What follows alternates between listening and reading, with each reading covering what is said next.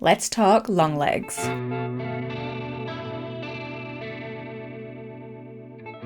Hi everyone, I hope you're doing really well. My name is Sarah and welcome to What the Horror, the channel where we talk about horror movies old and new. But today we are talking new, brand spanking new. We are talking about Osgood's latest installment in the horror genre, and that is, of course, the long-awaited, the long-desired, the long-hyped Longlegs. I went to see this at the very back end of last week, and I'm glad that I'm doing this review a few days later because I think it's one of those films, in my opinion, where it needs to, well, I needed to sit with it. I needed to let the dust settle to really understand how I felt about this film. Longlegs was written and directed by Osgood Perkins and stars Nicolas Cage, Micah Monroe, and Blair Underwood. In pursuit of a serial killer, an FBI agent uncovers a series of occult clues that she must solve to end his terrifying killing spree. Okay, so how this episode is going to go, I'm going to break it down into 3 different sections.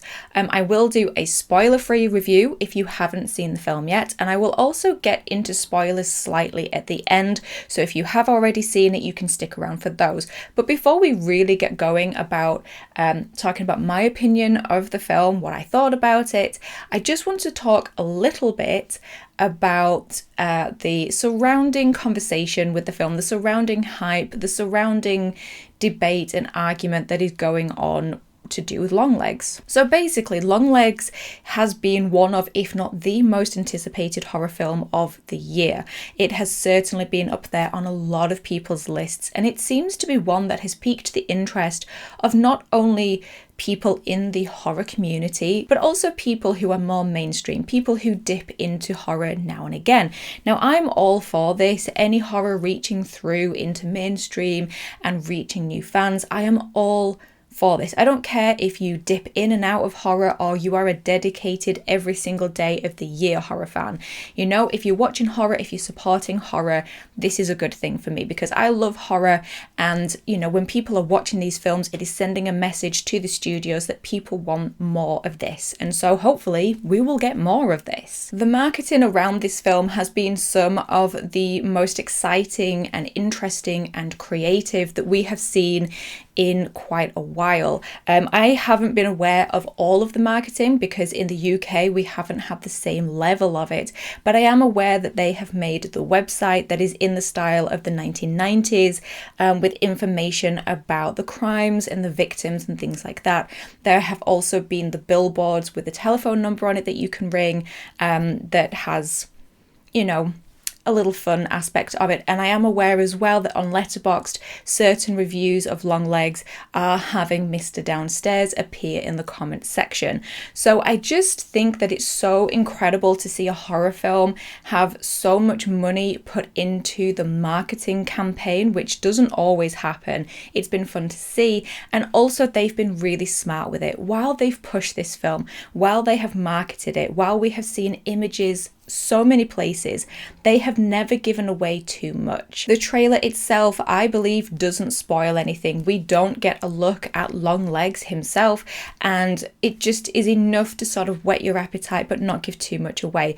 I wasn't able to avoid the trailer because it's been playing before all the other horror films that I went to see, but I did feel that I was still able to go into this film blind. So props to marketing, and I think that it has been just such a wonderful experience to see. It's that kind of level of fun and involvement and really making the horror community part of this film. The film is as much theirs as it is the creators. That's how it feels by involving us all in the build up to it coming out. Now, onto the aftermath of it. With so much expectation also comes the sort of the hype for it. And I kind of hate saying the word hype because I'm sort of sick of hearing it and reading it. And there have been different responses to the hype of the film. Like I said, I'm all for people being excited for it. And I'm all for people praising it as well. Where I have an issue with it is because people are so excited for it, because people big it up so much, if it doesn't match up to somebody's expectation, then you get the phrase doesn't live up to the hype. Now, I think we all have to remember that horror and our tastes, they're all subjective. Our taste in film, our taste in horror, our taste in what is scary is all going to be completely different. So just because a film isn't what you expected it to be, isn't as scary as you thought it would be, isn't as brilliant as you thought it would be, it doesn't mean the film doesn't match up to the hype. It doesn't mean that that person is incorrect. It simply means that that film was not for you. It was not your taste, but it was for the other person. Now, on the other side of it, I do think that people should not be telling everyone, this is the greatest film ever, this is the scariest film ever, because they can say that's my opinion, but you don't need to state it as a fact, because people will make up their own minds. We all have a different level and different thresholds of what we find scary. So by people saying this is the scariest film of the year, I think that is ultimately setting people up for disappointment. Case in point, myself. This is one of 3 films in the last 2 years that I have felt might take me out of my comfort box. And the way the trailer for this film made me feel, added to the comments of scariest film ever, made me wonder, maybe this is one I need to wait to see on streaming. Obviously I didn't, I couldn't wait. I had serious, I hate this phrase, FOMO, seeing everybody else watch it and logging it. So I really did go to see it, but I went slightly concerned that this would really unsettle me and make me really uncomfortable. And I know in my head what my level is for scary, what makes me uncomfortable. And Longlegs never made me feel that much. So for me, I was sat there thinking, well, I feel very relaxed right now and I shouldn't be. And I think that altered my experience of the film because I was expecting a certain thing and it never was that. It swayed my experience with the film. And I think there's a lot of discussion about some people don't find it scary, some people found it really scary. And while both opinions are correct, I don't like this whole attitude of the other party telling the other one that they're incorrect. Like, you didn't find that scary, but why? Or you did find that scary, why? Why do we have to question everybody's thoughts and opinions? We all like to share our thoughts and opinions. We all like to think, well, what did you think? And if we loved it, we want to share that love and talk to someone about it. But I just don't think it's the right approach to tell people they're wrong for their opinion or for their experience with a film. I also think as well that there seems to be some discussion around whether this is horror or not. Many films have multiple genres. This one is psychological thriller, it is crime thriller, and it is a horror. Horror is very hard to categorize because it is often multiple ones within it. And you even have crime psychological thrillers like Seven that then sort of almost dip their toe into the horror genre themselves. So it's very hard to classify films. But basically what I'm saying is this is not a competition and there is no right or wrong answer. At the end of the day, a wonderful, beautifully made horror film has come out that has excited people, has succeeded. This is a success story in the world of horror. It's an exciting time to be a horror fan. There needs to be no right or wrong camp. We just have our different experiences with Longlegs. We have our different opinions on Longlegs. And speaking of opinions, let's get into my spoiler-free review. I would say the best thing with this film is to try and go in as blind as you possibly can do. As I say, if you've seen the trailer, it doesn't really give much away apart from the main premise, which is established pretty quickly. Also, don't go in with any expectations about whether this is going to be your favourite film or the scariest film. Just go in and enjoy it for what it is, because this is an enjoyable watch. There are moments of little bits of humour, there are moments of beautiful character development, there are moments that are uncomfortable, and there are jump scares. That it's just such a wonderful experience and such a wonderful journey. This is, I will admit, my first experience with Osgood Perkins as a writer or director. To me, he is the guy out of Legally Blonde. But I cannot wait to go back through his back catalogue for the films, because I was incredibly impressed with this man as a writer, as a director. He has a beautiful eye for just the camera work, for the setting, for the colours used. This film is absolutely stunning. There's this beautiful blend of, when it's in modern day, you have the full screen, and then when it is actually a flashback, it is in the is it 16.9? I'm terrible with ratios, but it's the little box TV, so you have that mixture. The colour theory, the colour palette is really warm colours of browns, yellows, oranges and reds, which really contrasts with it being a winter setting. I believe it is over the span of December, January time. Maybe it's January. I just feel like there's a Christmas tree at some point. So that contrast of the cold setting with the really warm colours is really, really interesting. But when you discover a certain aspect of the film, then I think the warmer colours do make sense. The setting as well, some of the buildings are absolutely gorgeous. Lee Harker, Micah Monroe's character, has this beautiful log cabin. There are farms in it, there are isolated houses in it.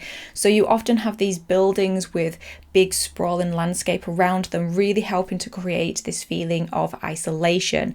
And just, visually, I mean, you have the religious sort of cult side of it, so there's lots of imagery from that as well, which is it's just incredibly shot. I thought every part of this film was absolutely beautiful. Narratively as well, it's quite interesting. It's broken down into 3 parts. It's almost like chapters of a book. So you have your 3 acts, your 3 chapters. It really highlights which part of the film you're in, but I really enjoyed that. It also opens with some song lyrics from T-Rex, written by Mark Bolan. It's Get It On, or Bang a Gong, brackets Get It On.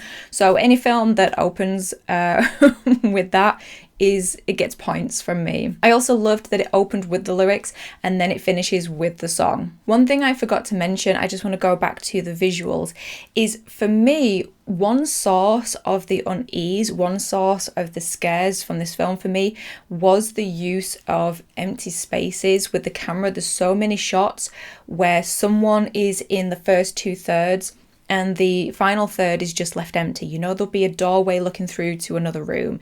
There'll be a shadowy corner, and it just meant that your eyes are continually darting around the screen, looking for details, looking for movement. And these were, the most simple human moments of not much happening, but it just put me on edge of, there's an empty space, it's not been used. Why is that? What is going to be there? And I thought that was so clever. In terms of acting, the first one I want to talk about is actually Alicia Witt. I just want to get that out of the way. My only experience with Alicia Witt is as the final girl in Urban Legend, and I have never understood why people had said, including David Lynch, that Alicia Witt was this amazing actor. But my God, was I completely wrong, because it was my mistake to base it on that one performance. She is genuinely good in this. There is a really strong performance from her, beautifully delivered, and I was just pleasantly surprised to be proven wrong. She is a really good actor. Micah Monroe is just absolutely killing it in the horror genre. I have not seen a film with her in it that has been bad. She picks good films and she gives really strong deliveries. And her performance in this might be my favourite so far. The one in Watcher from 2022 was really strong. But there's something that she does with this, and it's not just her line delivery, it's not just her timing, it is not just her facial expressions, but it's little details like her breathing, these little mannerisms that she gives to her character. Just absolutely phenomenal. She is mesmerizing and carries this film so well. Blair Underwood, again, my only experience with him was in Sex and the City, so this was a really surprising and enjoyable experience to see him in another role. Does a really good performance. The dynamic between him and Micah Monroe's character is really good, so he was a really welcome addition. But the star of the show, I suppose hand in hand with Micah Monroe, but he's the titular character. Nicolas Cage is phenomenal in this film. He is mesmerizing. He is very creepy and unsettling. He's fascinating, and I made a note while I was in the cinema, that every role that Nicolas Cage has done, every scene-chewing moment, every chaotic performance has just led to this film. You know, it's just incredible. There were moments where I forgot that it was actually him. There were moments where I was like, yeah, that's Nick Cage. But what a performance. What a... I just can't word it any differently. For a character that you don't see that much, you continually feel the presence through the rest of the film. And it's just, you want to look. You want to look, but you don't. You also want to look away. It's this conflict of, I'm so curious, but I don't want to look directly at it. In terms of scares, I would say lots of jump scares in this. A lot of them are down to visuals and loud sounds, so there will probably be a few of those that get you. There is one jump scare in this, the greatest scare, in my opinion, of the entire film. This one jump scare that you have the format of, you have the thing that causes the jump, and then you have your biological response to it. With this one sort of broke all the rules and did what jump scares don't normally do. It did the jump scare, so you have your physical reaction, and it just kept going. It pushed so much further past the point that it should, that when I was watching this tiny sequence, I was pulling away from the screen. I was going further back into my chair because I was trying to get away from it. So that was a really solid one. But there is an overlining thread throughout of dread of, what's going to happen next, what is going to come into screen, or what are we going to discover. So it's kind of a mixture. But for me personally, there were moments where I felt very relaxed. I wasn't on edge continually. It's not a complete anxiety ride, in my opinion. But again, that's my experience. It could be different for you. But yeah, there were moments where I was able to relax and recover a little bit in between the scares. Okay, and my final point for spoiler free is that I thought the first two acts were really, really strong, really worked well as a crime thriller, as a psychological thriller, as a horror. But the third act for me, I don't fully know how I feel about it, but I feel like it just dropped off a little bit for me. I found the third act the least strong aspect of the film. But again, you may think differently. You may love it. I've heard of people who have absolutely loved it. It is because the film goes in a certain direction, and I think you're either going to like the choices that they make or they're not. But that is it for spoiler free. I'm now going to very briefly talk spoilers, not even very coherently. I think I'm just going to share some thoughts with you. So if you haven't seen the film, that is your chance to skedaddle. Okay, so getting into spoilers, I just want to talk a bit more about the third act. So this film, in the beginning, from the trailer, everything, the opening of it feels very much like a crime drama, a little bit like Zodiac and Seven and Silence of the Lambs. And then as it gets going, you do realize, oh, it's more of a religious horror. But what's so wonderful is this is a religious horror done in a way we've not seen maybe ever, in terms of every aspect of it. There are bits in it we have seen before, but not this specific combination. And the problem is not everybody loves a religious horror, so that's probably instantly going to turn some people off. I didn't mind it. I actually quite like religious horror. I've said it. I actually quite enjoy them. I just wasn't expecting it to go this way. Essentially in this film, evil wins. Evil succeeds. We have the literal devil in it. We have Nicolas Cage's character Longlegs putting his satanic magic into the dolls. And that magic is real, that magic is successful, the devil is really there. And I think it was an interview with Osgood Perkins, or maybe it wasn't him, maybe it was somebody else, but somebody was saying that the devil is never really looking for world domination. They're never looking to do something big.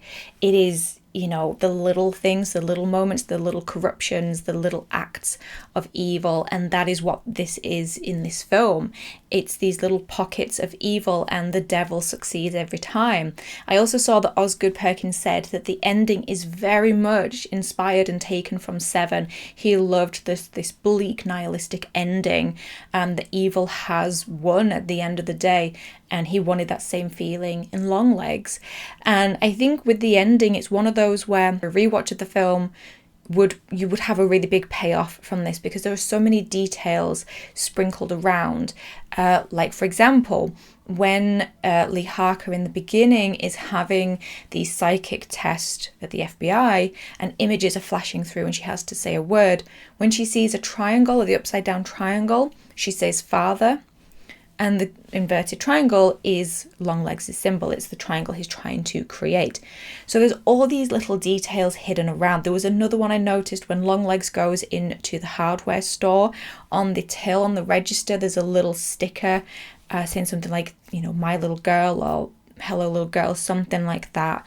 There was another one where there was a sign saying cut here, and I just thought that was interesting because it was like the attacks on the families. So love all these little details, and the ending is no different. The ending is one that I think you can sit with and try and think and figure out, has Lee Harker lost control? Is she still being controlled by the influence of the doll, even though her doll's been destroyed? It's just, I think a rewatch would help you to get these little details. But I mean, really, if you think about it, her partner's family, apart from the kid, are gone. She's done the worst thing possible. For her, she's had to kill her own parents.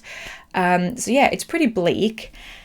But it just wasn't as strong as the first two for me. I think I really, really loved the beginning, as we discovered that Lee Harker has these abilities. The sequence where she's home and Longlegs drops off the letter at her place, just really, really well done. I love the bit where they go to the farm and the barn, and then they find the doll. Just these really great sequences. But in the end, I think maybe it's just because it just felt so bleak. I do understand the whole mother is the accomplice thing. Being a parent to save your child, it's that thing of, a parent will basically do anything to protect their child, and this woman had her life stolen from her.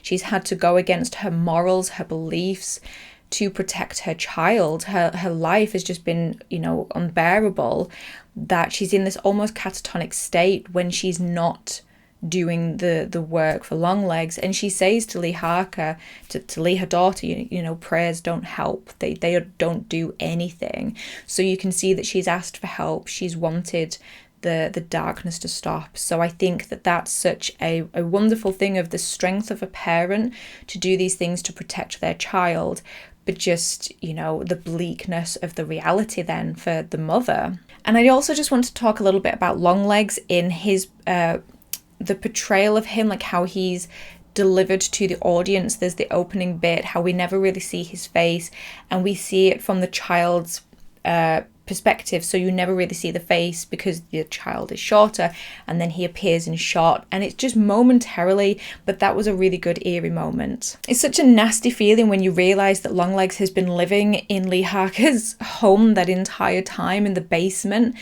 probably while she was a child. It's that perception shift where you think you see something and then your brain swaps it and you see it for what it really is. And it can be so uncomfortable sometimes that her reality, what she thought she knew, has just been completely switched on its head. And the same with the audience. And some of them happen so quickly or so subtly you don't realise it's happened until later on we go, oh my God, that means such and such. So very effective. This is one that I definitely want to rewatch to pick apart a little bit more, to see all those little details. And I can't wait to watch more of Osgood Perkins' work. Definitely a director that I'm keeping an eye on. Okay, so that was my very long at this point review of Longlegs. It was a film that I greatly enjoyed.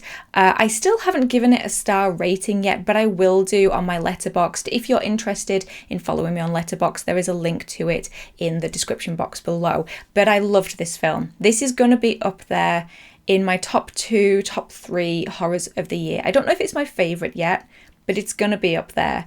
I guess you'll see the final results in my yearly wrap-up at the end of the year. But yeah, solid film. Really loved it. Let me know down below your thoughts on Longlegs, as it is a new release. As always, put a little spoiler warning and leave a few spaces if it is a spoiler because it's quite new. But let me know if you've seen it. Let me know if you are on the fence. Let me know if you don't want to see it. Let me know your favourite bits. Let me know your opinion on Longlegs. Let's just talk about this film. If you're new here, then do please click that subscribe button and join the What the Horror family. I am releasing an episode on Sunday that will be, if you liked Longlegs, then watch these films, so keep an eye out for those. And if you would like to join this list of names here and get extra content every single week on top of everything you get on this channel, then there is a link to it in my description box below, or the description box below. But in the meantime, thank you as always for stopping by. I really do appreciate it. Take care of yourselves, and I will talk to you in the next episode. Bye!